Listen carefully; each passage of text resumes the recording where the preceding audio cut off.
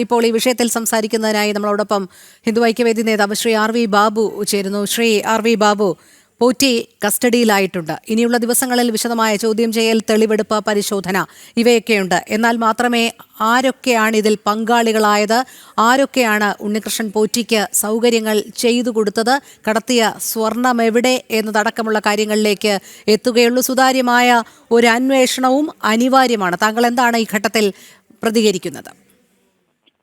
ഉണ്ണികൃഷ്ണൻ പോറ്റിയുടെ അറസ്റ്റും ഉണ്ണികൃഷ്ണൻ പോറ്റിയെ ഇപ്പോ ചോദ്യം ചെയ്യുന്നതിന് കസ്റ്റഡിയിൽ വിട്ടുകിട്ടുന്നു എന്നുള്ളതും ഒക്കെ ഈ കേസ് അന്വേഷണത്തിന് ഏറ്റവും അനിവാര്യമായ ഒരു കാര്യമാണ്.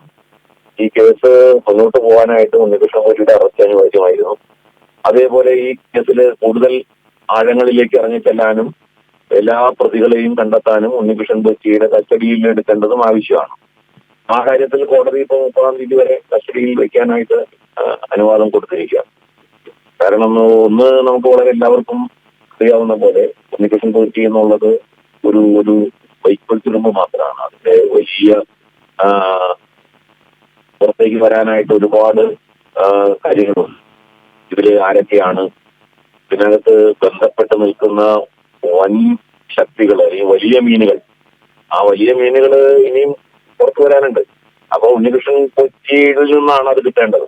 ഒരുപാട് കാര്യങ്ങൾ ഉണ്ണികൃഷ്ണൻ പോറ്റിയിൽ നിന്ന് അന്വേഷണ ഏജൻസികൾക്ക് കാണണം. അപ്പോ അതനുസരിച്ച് അന്വേഷണ ഏജൻസി ദ്രുതഗതിയിൽ പ്രവർത്തിക്കും, മുഴുവൻ പ്രതികളെയും അറസ്റ്റ് ചെയ്യും.